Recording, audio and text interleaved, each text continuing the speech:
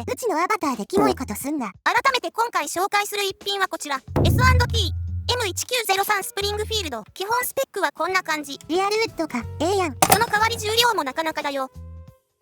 だいたい3キロか、AK12 に比べれば軽い。じゃ外観見ていこうか。はいはい。フルメタルって書かれてたけど、磁石ひっつかないから亜鉛ダイキャストとかなのかな。ガチの鉄はアウトやからな。これ当時はそんな高いエアガンじゃなかったと思うんだけど、細部にまでメーカーのこだわりが感じられるね。すげえな、ボルト部分の細かいパーツもちゃんと稼働するんか。しかも動くだけじゃなくて、セーフティーとしての機能も備えてるみたいだね。はここをこうするとボルトは引けるけど、引き金が引けない。ここをこうすると、そもそもボルトが引けなくなるね。すげえ凝った作り。まあ使わないかな。トリガーセーフティーくらいは使え。マガジンはこんな感じ。ちっさ。銃と比べて結構安っぽい作りだよね。今なら 3D プリンターで作れそう。当時ショップの人でさえ、マガジンがどこに収納されてるのかわかんなかった。伝説の収納場所がここ。見えん。穴があって、そこに差し込むような感じでマガジンを収納するんだよね。KTW を超える謎マガジン機構をお目にかかれるとは思わんかったわ。これは初見殺しすぎるから共有したくね。ショップ店員がわからんって相当やぞ。ただ一点、残念な点があるんだよね。なんや。本物の木だからなのか、使われてる木材の質なのか、買った当初より木材パーツが毛羽立ってるというか、ざらついてるんだよね。オイル塗るよ。ということでオイルを準備しました。おいおい、一番有名なアマニ油使えよ。あれが代表的なのはそれなりの理由があるからやぞ。銃の木部メンテナンスには木材に浸透して硬化するアマニ油が最も代表的です。特に乾燥を早めたボイル油やトリートメント成分を配合したバーチウッドのトゥルー。みんな騙されないで。危ないところだったね。この情報には重大な罠がある。アマニ油は臭い。まあ臭いけども。私はあのカメムシみたいな匂いが生理的に無理なんだよね。知るかよ。せっかくならいい匂いがした方がいいよね。この2つが特別いい匂いってわけでもないやろ。今回用意したのは日本国内で一般流通してる建築や工芸用として使われてるものだけど、日本の民生品って純度や成分的には軍用規格に準ずる品質って評判だから。どこ情報だよ。だからわざわざ本場のオイルなんて買わなくても大丈夫。本いくらするん？マルタ純正の油艶出しというお値段1500円。島本蜜ろうワックス輝きお値段2500円。合計4000円。高えよ。どっちも天然成分で作られたものだから手に触れる機会の多い銃にもってこいだね。作業面でも天然成分なのは助かるな。換気とか。じゃあちょっと銃の木製パーツのメンテナンスに向いてるか比較してみよう。工芸品とかに使われる油か。銃に施したらいよいよ骨董品。まずは柄の油から。アマニ油よりはマシかな。直接書くバカがいるかよ。という直後はこんな感じ。塗る前よりちょっと良くなったか？はい、次蜜ろう。臭くない。懲りねえな。お、柄の油と違って固形だから最初は塗りづらいね。まあ慣れやな。OK 慣れた。適応力丸。という直後はこんな感じ。なんか微妙か。ここから30分から1時間程度乾燥させてから、綺麗なウエスで磨く工程があるからそれ次第かな。はい、乾燥させたのがこちら。わからん。磨いてみよう。はいはい。マルタで研いした方はこんな感じ。お、若干ツヤが出てきたような。まあ塗る前に比べたら綺麗になったな。蜜ろうの方は磨くと進化発揮するらしいから楽しみ。おお、さすがワックスやな。マジで磨けば磨くほどツヤが出てくるね。ツヤっていうよりあでやな。あで。こうなると完全に好みの問題になるかな。ツヤがあるのは確かに綺麗やけど、銃全体がこうなるのはどうなん？なんか工芸品みたい。そら工芸品用の油使ってるからな。自衛隊が演武的なことに使ってる儀仗銃だ。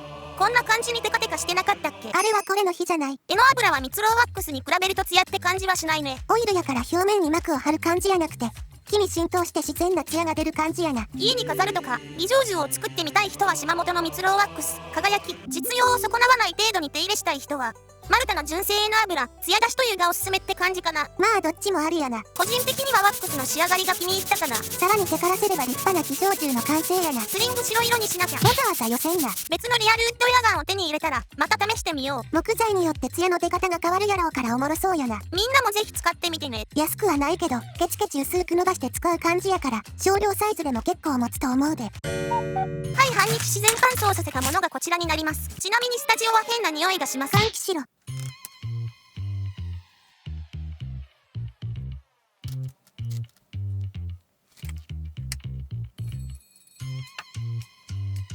美しい。だいぶ綺麗になったな。ワックスの説明によると月に 1,2 回の吹き上げをしてあげてくださいって書いてあるね。めんどくさ。ちゃんと手入れしろ。まあせっかくだから手入れして育ててみようかな。目指せ儀仗銃。はい、初速測ろう。やっとか。手入れにかなり尺使ったからサクサクいくよ。あいよ。弾はいつもの。ほいほい。はい、平均初速は 69.70 メートル毎秒。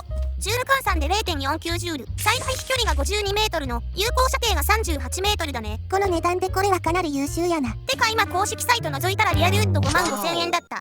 じゃあだと。でも距離が飛んでも集団性が悪かったら意味ないよね。それはそう。本日の条件はこちら。あ、落ちちゃった。威力はあるからな。もう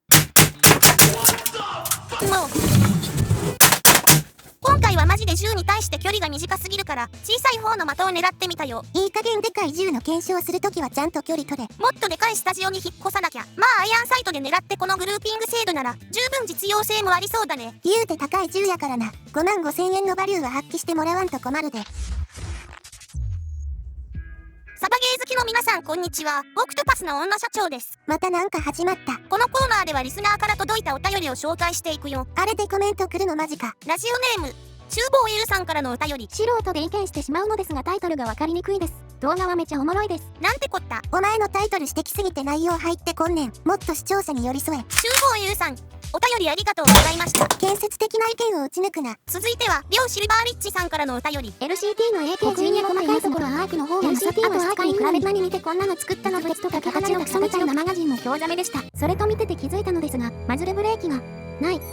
君のような勘のいいガキは嫌いだよ。ガキって言うなクソガキが。両シルバーリッチさん、お便りありがとうございました。でマズルブレーキはどこやったん。なくした。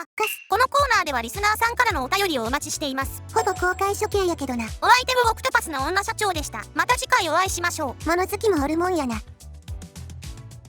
最後騒音値測ろう。丸いの VSR までとは言わんがスナイパーライフルなんやから音は小さいに限る。銃口付近で 86.3 デシベル。構造的にこの辺かな。コップダイヤル付近で 97.5 デシベルだね。まあ悪くない。実際は他のエアガンの音とか環境音もあるから狙撃ポジションによってはガチで気づかれないんじゃないかな。結論、リアルウッドはいいぞ。銃に対しての結論を出せよ。銃自体も悪くはないね。ただコストの限界なのか単にご機嫌斜めなのかわかんないけどこの個体球団不良を起こしてるんだよね。そういうのは最初に言えや。さっきの初速とか集団性の時とか毎回コッキングする時に銃を逆さまにしてコッキングしてたんだよね。見てよこの滑稽な姿。こうしないと球団されないんだよね。マガジンの種が一旦ちゃう。予備のマガジンがないから何とも言えないけど一応長く使うつもりの人は注意してね。海外製品特有の個体差もあるやろな。今回の検証をもとに作成したチャートはこんな感じ。ほぼメンテナンスオイルのチャートやんけ。銃は買って使ったりするだけじゃなくて手入れしてあげるとまた違った楽しさがあるって知れたね。特に木銃は自分で育ててる感が出るからな。こういう手間に愛着って宿るもんや。今回のオイルの他にもいろんなオイルがあるから気になる人はいろいろ試してみてね。自分の銃で試すのが怖かったらコメントせえ。どんな仕上がりになるか試したるわ。こいつがリアルウッドは高いけど性能も悪くないし革製品みたいに育てていくうちに自分だけの色合いの銃が手に入ると考えれば。塗装とはまた違った味が出るのがリアルウッドのいいところだな。リアルな金属風塗装に飽きた人はこういう木の温かみを感じれる木銃を育ててみるのをおすすめするよ。それじゃまた次回の動画でバイバイ。